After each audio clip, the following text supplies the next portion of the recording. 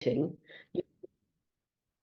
you can enable closed captions by clicking on the CC button at the bottom right of your screen. During the AGM, the chat function can be used for questions and comments, or if you would like to be heard, just raise a virtual hand and we will enable you to address the panel. And I will also open the floor for questions as the end of the formal business. And so that means that from time to time, you might notice some pauses in the flow of the business. We do this to allow us to be able to check regularly to see if there's any comments or any questions that have been raised, or if anyone wishes to speak. Voting on our AGM resolutions and trustee elections is still open and will remain so until the last item of formal business. If you haven't yet voted and you would like to vote, you have until the end of the last agenda item, and to ensure that we can validate votes, you'll need to do your voting through your My SCVO account. At the end of the formal business, I'll be able to announce the results and the names of the newly elected trustees. It really is great to have so many people join, so many of you join us today. This is the 5th time that we've delivered the AGM in this webinar format. And of course, with SCVO members based and working across the length and breadth of the country, an online AGM is more inclusive and does allow more people to join us. We've got members with us representing the diversity of the voluntary sector across Scotland today. You're involved in everything from befriending, bowling, environment, equalities, canals, communities, and much more. Welcome and thank you for being here. And of course, it's also wonderful to see members face to face when we can. And we enjoyed doing just that at last November's gathering in Edinburgh, where over 3,000 of us came together over the 2 days. And I have to say personally, I really enjoyed the buzz and the activity and just the energy in that EICC. And of course, it's only another few months till February when the next gathering takes place again at the EICC in Edinburgh. Now, today, we're going to be looking back at the year between April 2023 and March 24. We're also going to have a look at the year we're currently in and hear about what's happening at SCVO. It's no surprise that it's been another challenging year for the voluntary sector, but voluntary organisations, including SCVO's 4,000 members, continue to make a massive difference in our communities in our country. SCVO itself is continually evolving what we do to meet emerging needs, as well as delivering those tried and tested services and those that are valued that support you to do what you all do so well. Now, before we move into the body of the meeting, I'd like to say thank you on behalf of SCVO to all the people who have helped us to succeed by funding our core work and by sponsoring projects and working in partnership with us.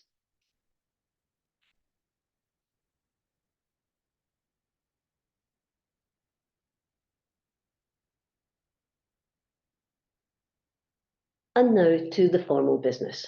I'm going to start with the minutes of last year's AGM, and the resolution is that we approve as a correct record the minutes of the 80th Annual General Meeting held on Tuesday, 5th of December 2023 via video link. Now, if there are any points of accuracy or clarification, can you please add a comment to the chat or raise a hand?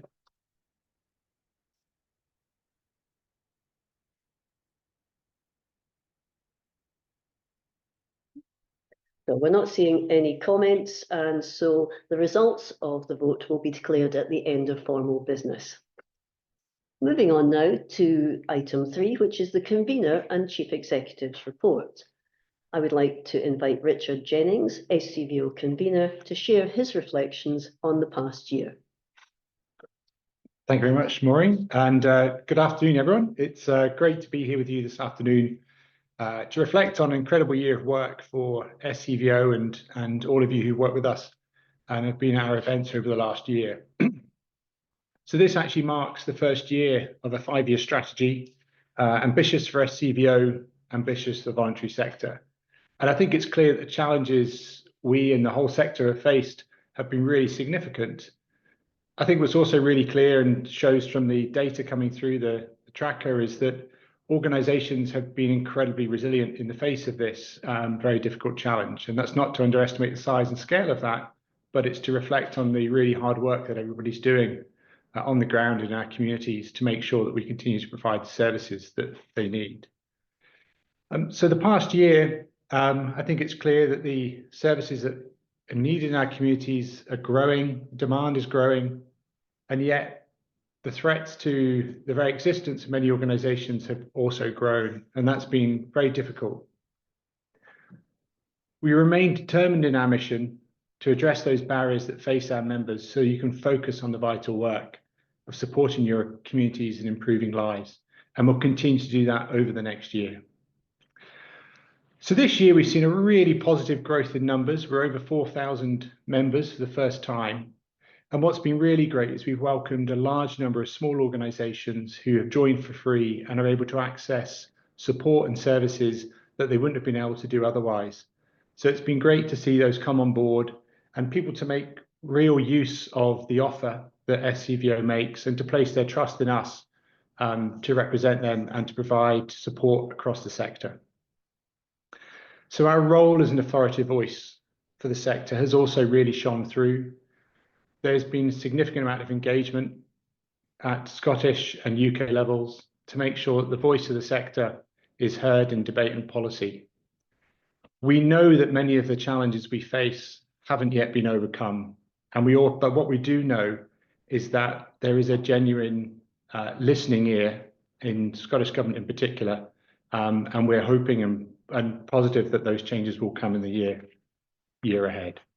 And I think that just reflects the trust that we have amongst senior politicians and senior officials, which is a really positive reflection on the staff here in the organisation.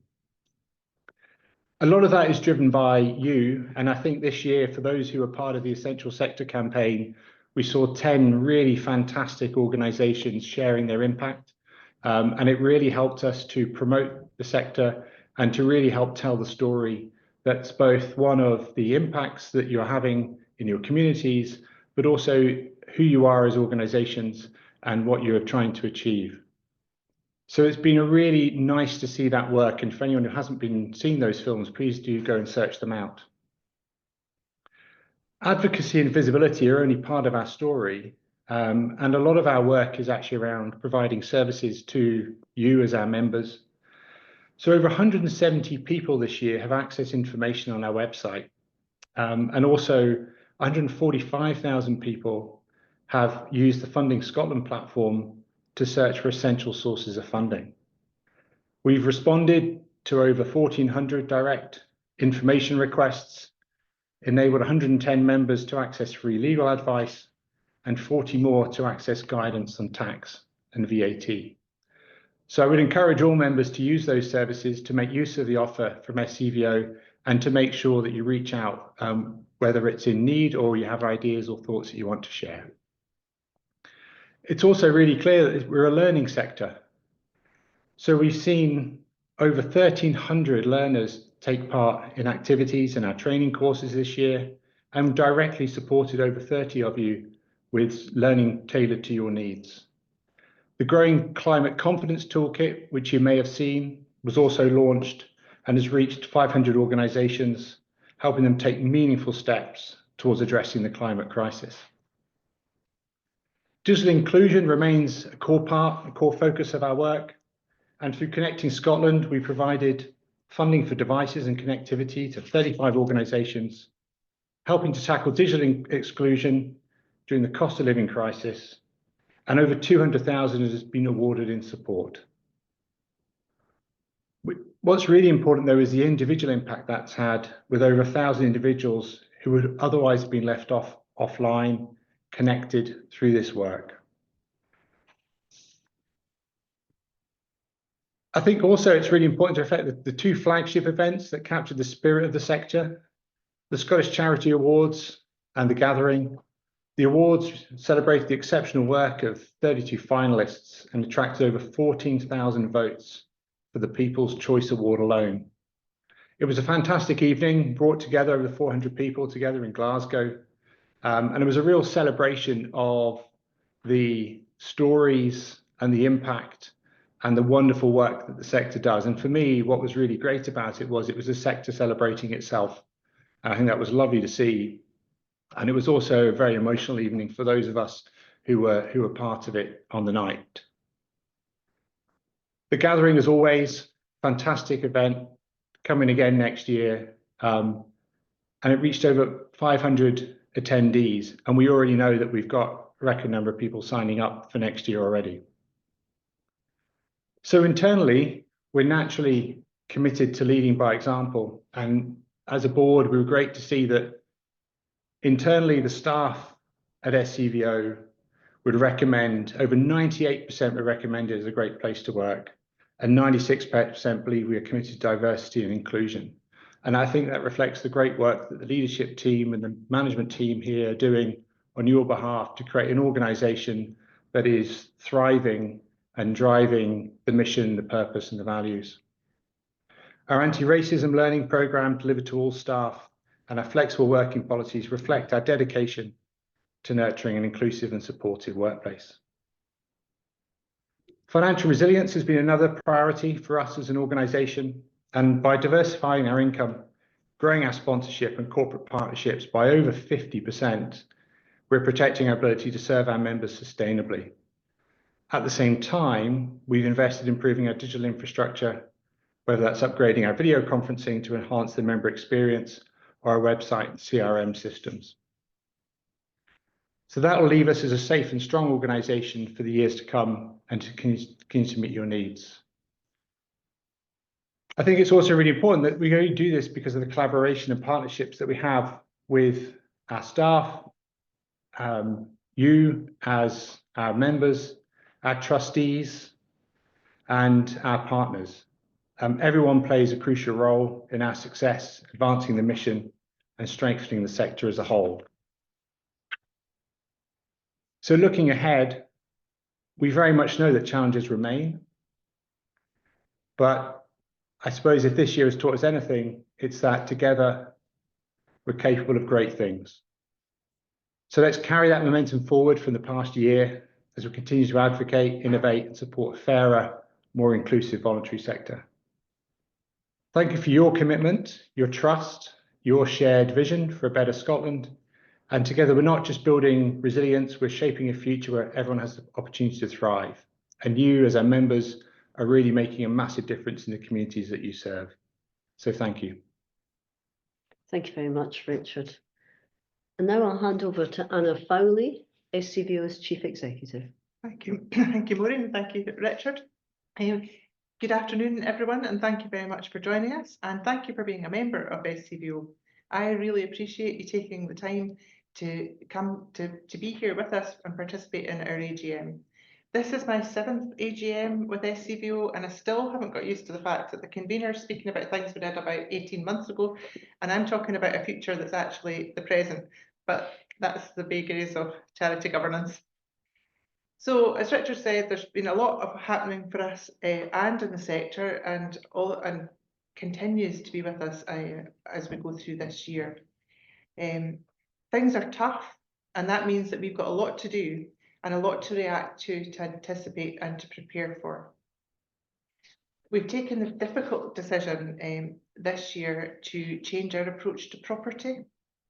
So this will be our last AGM in this building. We've successfully offered affordable workspace to a range of voluntary organisations over many years, but times have changed. Changing working patterns, rising costs, environmental concerns have led us to decide to move out of our Edinburgh and Glasgow offices. We've still got Fairways House in Inverness though, so it's got great environmental credentials and is always fully occupied. But in April, our Edinburgh staff will be moving in with Young Scot and YouthLink at the Caledonian Exchange near Haymarket, and at the turn of the year, we'll be looking for rented space in Glasgow. We work in a blended way, mixing remote and in-person successfully, so that makes sense for us. We'll be sorry not to see the colleagues from the other organisations we've become friends with over the years, and I thank them for sticking with us for so long. We continue to grow our services, And we see demand growing, though currently there is a decline in recruitment that's impacting on Good Moves. It's understandable that employers are nervous about recruiting just now, given the increase in costs and the fragility of funding. However, hopefully things will improve. We're also looking to develop new services where we think there is a need for the sector, and your feedback as members helps us with that. We're happy to hear from you if you have any suggestions or requests. We're currently reviewing our training and learning offer and looking to enhance the service provided through Funding Scotland. We're working with other infrastructure organisations to look at support for organisations in crisis, including what can be done to prevent them reaching that crisis point in the first place. So you'll be aware that we've been lobbying on behalf of the sector on fair funding, targeting Scottish Government and other public sector funders in particular, but also working with independent funders to try and make sure voluntary organisations can access flexible, sustainable funds with proportionate application and monitoring systems. There's a real appetite to make things better. You can see that in the Scottish Parliament Social Justice Committee's pre-budget scrutiny work, but there's a long way to go, and we'll keep on keeping on. We're continuing to emphasise the important role of the sector in Scotland's economy, as well as its social infrastructure. And that includes employing 5% of the country's workforce, and also the massive contribution that volunteering makes. So there's always something that crops up when you weren't expecting when it comes to lobbying, and it's fair to say that the rise in employers' national insurance contributions announced in the UK budget was a pretty massive curveball, especially as it came only a week after I'd been in Downing Street for the Prime Minister's launch of a new civil society covenant to reset the relationship between Westminster and the voluntary sector. Obviously, most voluntary organisations don't employ staff, and some of the smaller ones will actually benefit from the increase in the employer allowance. But for many organisations, including SCVO, it will cost a huge amount of money.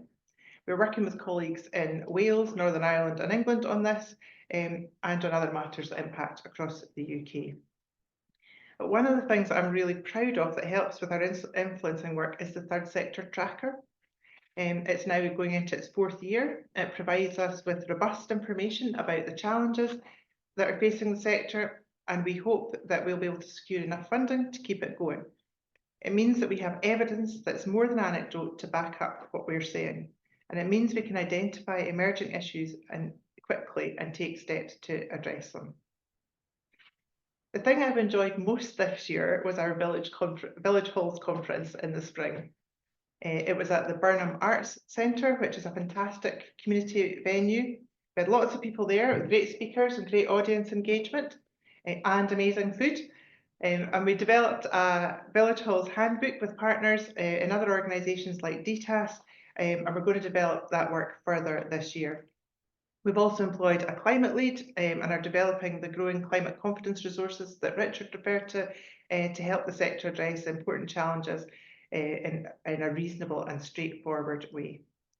And Third Force News, our online news outlet and magazine, has broken some cracking stories, including the Willy Wonka thing in Glasgow and the impact of Taylor Swift's gigs on homeless people. And those stories spread internationally, but they started with TFN. And finally, we continue to be a sector leader in digital capacity building and digital inclusion. And that work adapts to emerging technologies and emerging issues as we see them.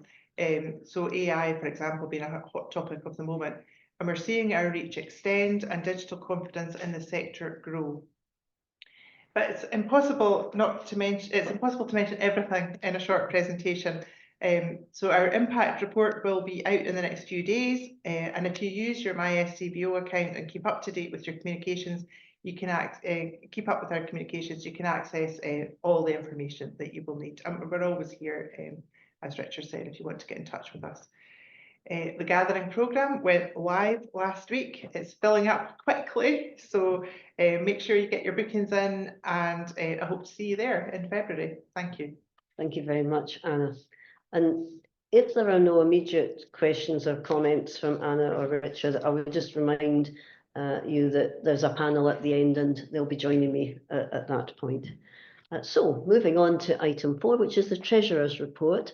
And I would now like to invite Farhad Jamadar SCVO's Treasurer to share the financial report from the last year. Thank you, Maureen. Hi, I'm Farah. This is my first year as a Treasurer and joining SCVO. A full copy of our accounts can be found on the SCVO's website. The accounts show that SCVO received a clean audit report from our auditors, Sheen and Tate. As Anna outlined, we have done an enormous amount of good work over the year, but financially it has been a year of many moving parts, some good, some bad. Inflation has fallen, but high prices have stuck and the cost of living and doing things remain high. Interest rates rose over the period, significantly increasing our cost of borrowing. Being a landlord has not got any easier, and you'll have seen our decision to sell 2 properties. This has affected the tenants of ours, but will reduce office demand and rising costs. Rising cost of financial model just doesn't work anymore. Post year end, this enabled us to redeem outstanding mortgages and become debt free. Services such as Good Moves, payroll and IT have performed well. We've received large and unexpected donations from CAF, Charities Aid Foundation. We've earned sizable amounts on treasury deposits, but the flip side of this is inflation has eroded the value of cash reserves. Pension liabilities for our legacy defined benefit scheme has reduced, though ongoing scheme expenses and possible future deficits are concerning. Core funding isn't inflation linked, so down in real terms. Budget and forecasting is difficult at the best of times, but with so much going on and nothing getting less expensive, we originally forecast an unrestricted deficit for the year. Only in the final quarter did we start to forecast the surplus and to report a full year result of an unrestricted surplus of 525k against a turnover of 6.2 million. We are also reporting a restricted deficit of 6.2 million. This restricted loss is due to accounting rules. Expenditure is covered by restricted funds brought forward that we received in prior years, mostly relating to Connecting Scotland programme. You can see a full breakdown of restricted funds under note 13 of our accounts. Free reserves, which indicate the robustness of finances, are in a good place. Slightly short of our reserves target, but close to where we would like to be at 2.6 million, and representing just under 6 months of unrestricted spend. So again, a strong financial year over 23 to 24, but the operating environment and funding opportunities have not improved. Maintaining a strong financial oversight has never been more important, and I'm grateful for the work of the finance team at SCVO for supporting trustees in SCVO's financial stewardship. Thank you. Thank you. So there's an opportunity, as I said, later in this session to ask questions of all the speakers, but if anyone has a specific question that you would like Farha to answer just now, we'll just pause and just check, see if there's anything. No, we're not seeing anything, so that enables me to move on to the next item, which is item 5 on the agenda, which is the appointment of trustees. 2 appointments have arisen as Debbie Adams and Ashley Ryan have come to the end of their first term. You'll see that Debbie is standing again for re-election. But in the meantime, I'd like to thank both of them very much on behalf of everyone at SCVO for their contributions over the last 3 years. This year, we received 3 nominations for 2 elected places on the board. These are Debbie Adams, Victim Support Scotland, Ewan Hay, Blue Light Mines, Sue McKillop, Scenic Sandbank Limited. Many thanks to all the candidates and to everyone who has voted already. Voting remains open until the end of the formal agenda. Then the results of the trustee elections will be announced along with the other votes on today's business. Today we also see 2 co-opted board members stand down, as both have served 2 terms. I'd like to thank and extend our thanks to Sean Duffy and Fiona Gillespie for their advice, support and wisdom over the years. To fill the vacancies created, and after an open recruitment process, we have appointed Ben Supple the Deputy Chief Executive at the Royal Zoological Society Scotland, and Stephen Marwick, formerly Chief Executive of Evaluation Support Scotland, to the board, and congratulations to them both. That's the end of that item, and the next item is number 6, the appointment of auditors. And that's a resolution to appoint auditors Shane and Tate and to authorise the board to determine their remuneration. Again, voting remains open until the end of the agenda, but if there are any questions, we can take them now. Not seeing anything, so I'll move on to the next formal item, and that's item 7, which is to approve amendments to SCVO's constitution. And at this point, I'd like to invite Anna Fowley to summarise these proposed changes to SCVO's constitution and also take any questions that you might have. Anna. Thank you, Maureen. So yes, I would like to just make one amendment to the paper that was presented, which is just to delete the middle two paragraphs in the first item, which was on definitions. That's following advice from one of our members. So people do actually read the stuff that we put out, and are very, very grateful to him for basically telling me they weren't necessary. So they're coming out. But other than that, the main thrust of what we're doing is a bit of tidying up, because there were some things that remain in there from when SCVO changed into SCVO, which is 10 years ago now, so they're redundant. So removing those things and some legacy phrasing that came from that hadn't been picked up before. Removing having the requirement to have a vice convener so that we can be more flexible, and any trustee can then deputise or step in to chair meetings where necessary. And as you've seen today, that we're proposing one of the amendments to the Constitution is to propose that we close voting in advance of meetings, which, to be honest, we thought we had incorporated last time, but we hadn't. So it's just to tidy that up so that we don't have to go through this clunky process that we know at the start of the meeting what the outcome of the voting has been. So that's the main one there. And similarly, to just make it clear that contributions made electronically include use of the chat function rather than having to actually physically speak and physically be heard within the room. So that really summarises what they're about. I'm very happy again to take questions or any points that people think it should be amended. And again, we don't seem to have any specific questions or comments on that. So thank you, Anna. And at this point, at item 8, which is questions from the floor.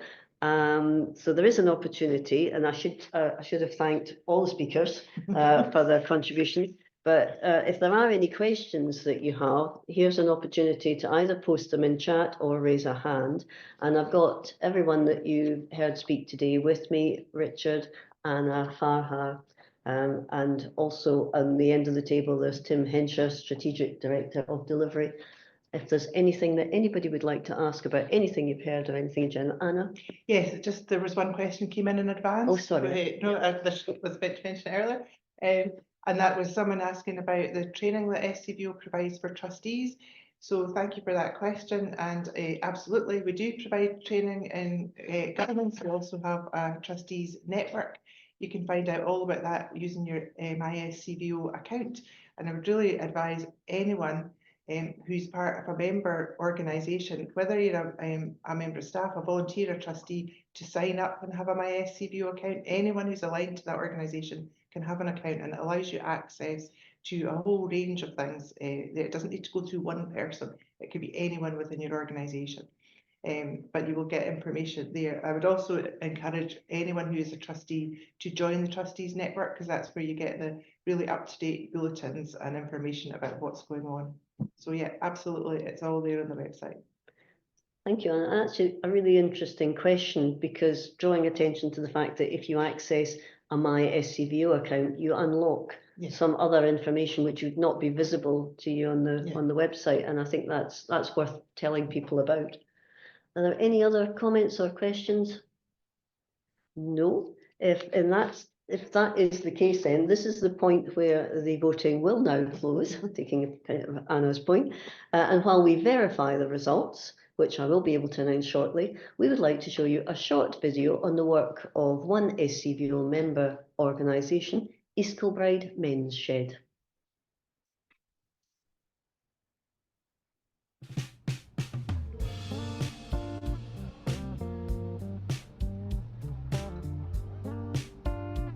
Men's Shed is really something for people to come along and get on with each other and talk to people and develop that kind of social aspect of it, and mainly making things and, you know, producing things. They develop a kind of friendship, which is really important in terms of the Men's Shed ethos of moving on and getting your life together. If you've had some kind of problem in the past, be it mental health or some family tragedy or something, you can move yourself on from that. I'm proud of the fact that we're a community organisation. We're well established now, we're well known. I get phone calls every day from usually daughters, wives, to say my husband's got such and such disabilities or whatever. He needs somewhere to go. It's nice to be involved in helping people in the community. No, still not hot enough. Is it on? I used to work in construction, then I had a stroke. I come here as often as I can, at least 3 times a week. Sometimes if you don't feel like doing anything, and just sit and get a chat with the guys, like a bit of banter. That's good for that, and then when you feel alright, you can go in next door and just concentrate on something you want to make or whatever. That's a good thing about it, you're accomplishing something. What's this supposed to be? That's a wee baby one. That's for you. If you're on a diet, you just eat 20 of them. I came across SCVO many years ago actually, and I felt that it was important for me personally and the shed to know what's going on in the wider world of the third sector. I would like to expand what we do and get our name known to as many organisations as we can. That I think is the overriding reason why I joined SCVO. It's not just a question of trying to help people, but it's sometimes a question of trying to find people who want to be helped. In a sense, that's a function of the shed, to try and develop that into a situation where people can come along and feel that they're comfortable to be here, and then perhaps comfortable to open up and perhaps help. And that is quite a proud thing to say, that we are pulling in one direction, hopefully forward.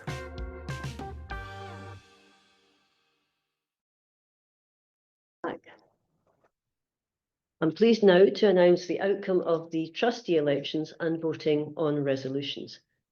The 2 newly elected trustees are Debbie Adams, Director of Development and External Affairs at Victim Support Scotland, and Sue McKillop, Chief Operating Officer at Scenic Sandbank Limited.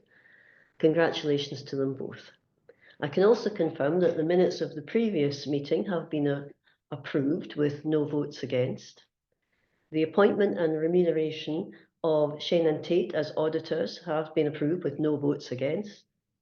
And the amendments to the Constitution, with the slight amendment as amendment to the amendment, have been approved with no votes against. So in closing, I'd like to thank everyone who's been involved in the organisation, planning and delivery of this afternoon's AGM. And to everyone at SCVO, staff members and board members, thank you for your respective and sustained work during another busy and challenging year. And finally, a particular thank you to all our members who have joined us. We are acutely aware of how busy you all are, and we appreciate you taking the time to participate in this meeting. Best wishes for the coming holidays and for the new year. And I think, as they say, that's a wrap. So it's goodbye from me now, and this meeting has now ended.